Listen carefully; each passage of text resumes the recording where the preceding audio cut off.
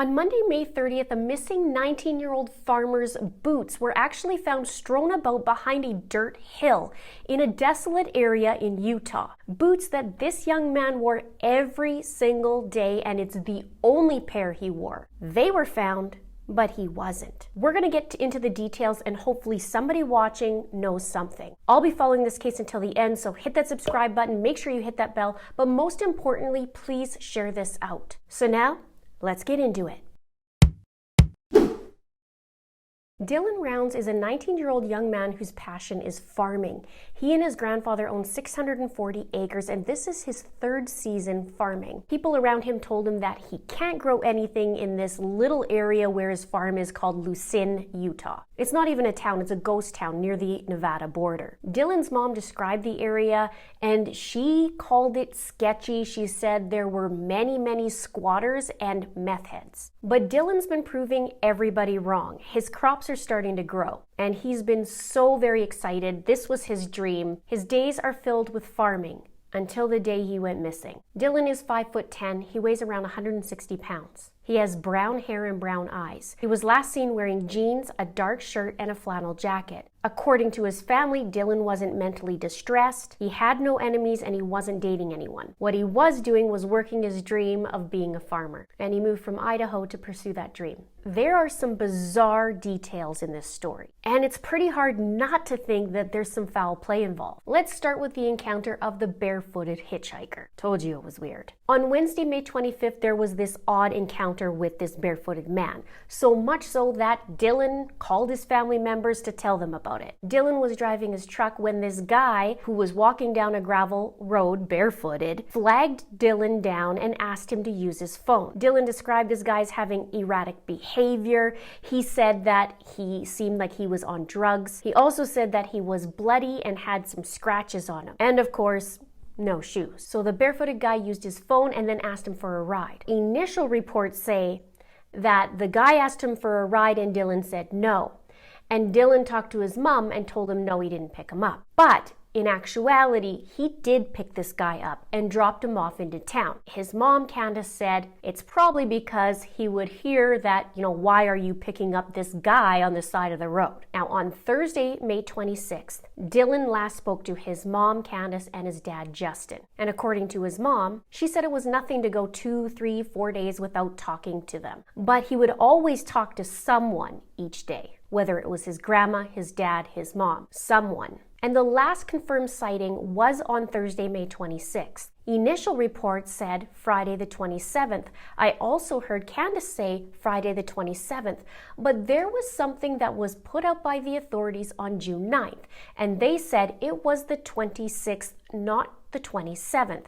Here's what it reads. We would like to clarify our involvement in this case as there is misinformation that the Elko County Sheriff's Office has jurisdictions over the case. Dylan was, in fact, seen in Montello before his disappearance on the 26th of May, not the 27th as reported on social media.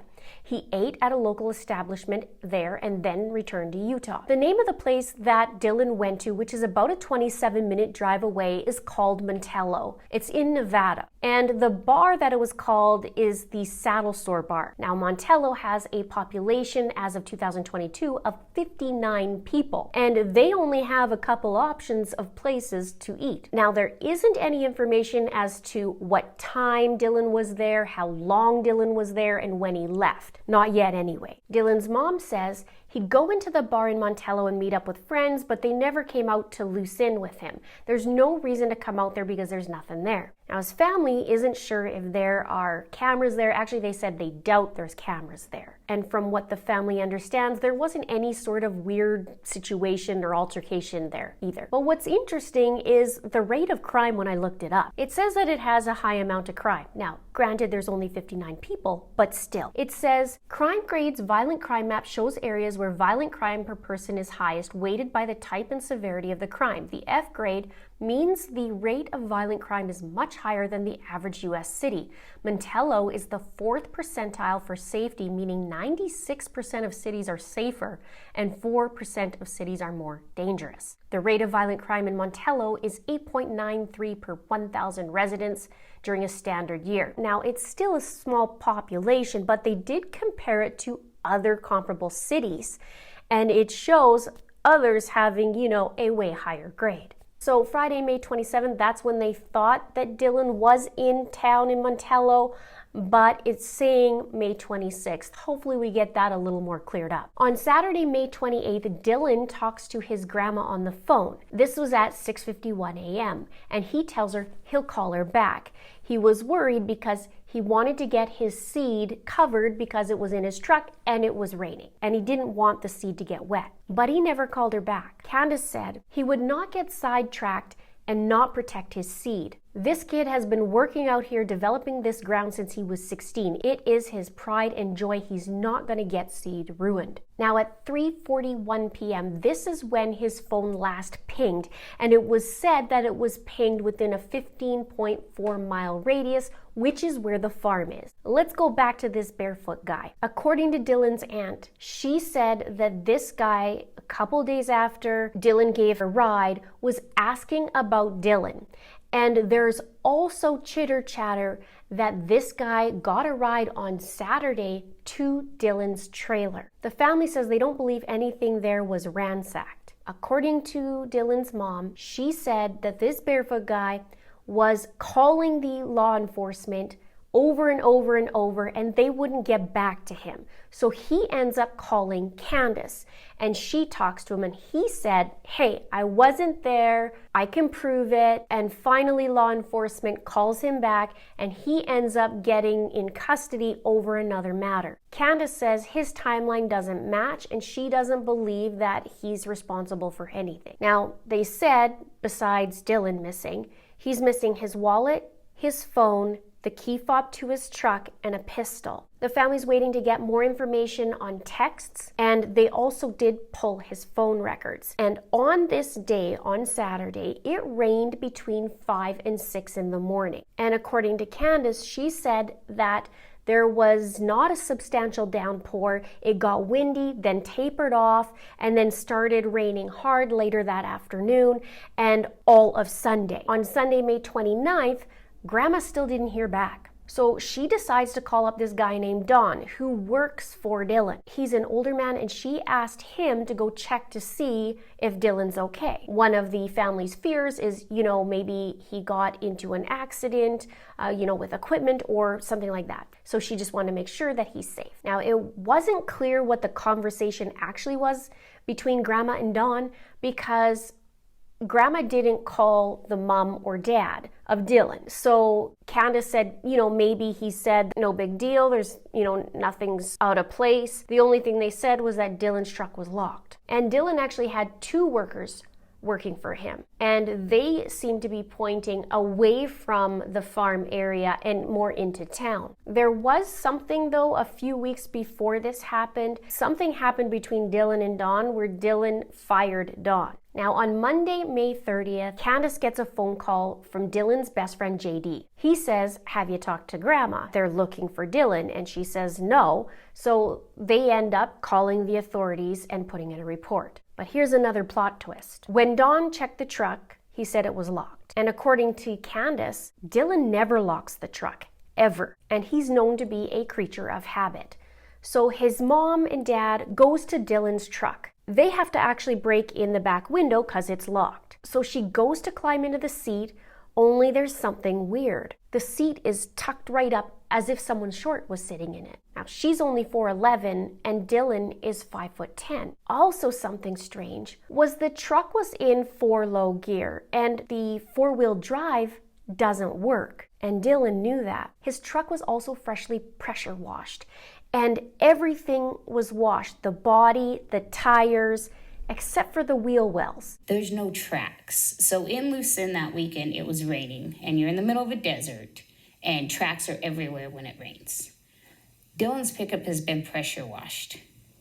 And we didn't catch it in the first couple days because we were just frantic. We weren't even thinking about it. But then we had some people from Utah come forward, and they were cavers, and they were out there that weekend, and she called me, and she gave me a bunch of great information, pictures about the weather, what the landscape looked like with the puddles. And when we pulled in Monday, we left tracks. We still had tracks. It was still that wet. There's nothing behind Dylan's pickup. There is no track that it moved for weeks. We know it had, but there's no tracks. There's no mud on the tires. There's no mud on the rims. But one place they missed was the wheel wells. So the wheel wells are full of mud, like it had been driven in the rain, and we have videos of it. But the tires, the pickup, there's no, you should have mud on the side of it. There's nothing. It's been clean. And Candice said there's no mud on the tires, there's no mud on the rims, but the wheel wells are full of mud like they've been driven in the rain. It's been cleaned except the wheel wells. And when I got in the pickup, the seat was scooted up to the point I didn't even have to move it to drive.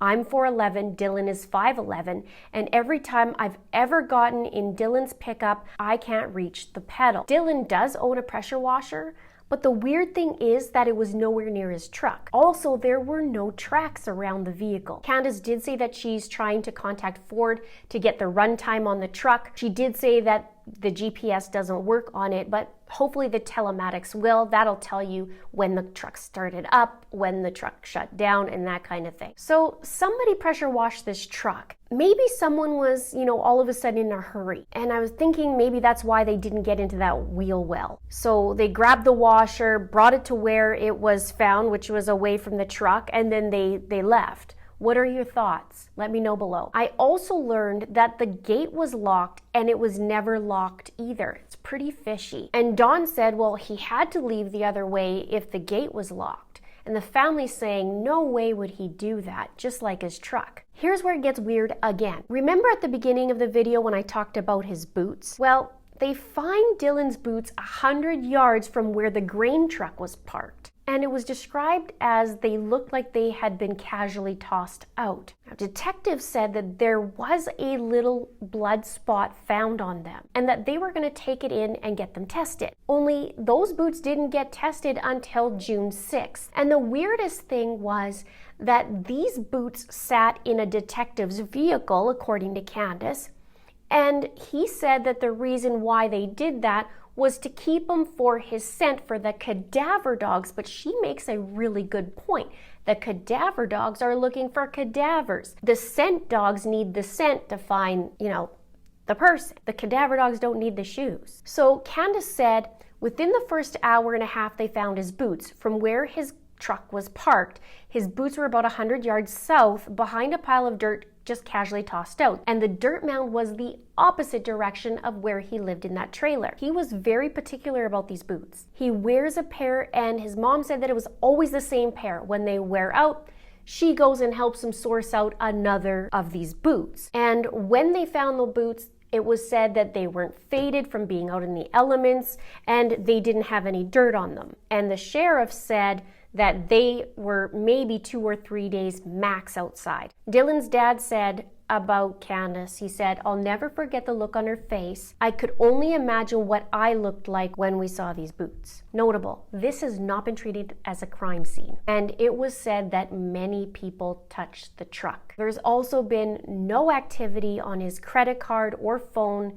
since the day he went missing. Nothing else was missing from the farm and he left all his stuff behind. Just his phone, wallet, key fob, and that pistol have not been located. Dylan was also building a pond and Candice said that it looked like there were slip marks, so they immediately drained the pond just in case.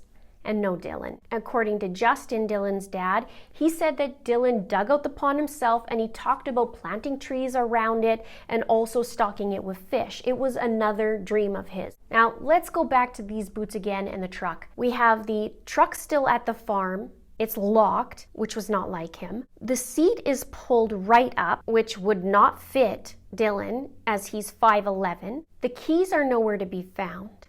There's a gate that was locked and that wasn't like him either. And his grain did end up being covered from my understanding, but he's absolutely gone. Multiple agencies have helped in the search for Dylan. The family said that the search and rescue teams have been awesome, but they called off the search in the area because they said they were 95% sure there's no sign of Dylan out in that 3 to 5 mile area. But there was a body found in this search, and it was said that this person was missing from January. Dylan's aunt said this about Dylan. She said, he is an old soul, a farm boy at heart. All he wants to do is get up and work all day, every day. He isn't interested in partying. He isn't interested in travel. He never dated in high school. He's not your typical 19-year-old. Dylan's dad, Justin, said that one of the last conversations he had with Dylan was about his newly planted crops and how excited he was about them. He said he wanted to see it grow. He wasn't going to leave. There's nothing that was going to take him away from here. Dylan moved to Idaho to Lucin to go after his dream of farming.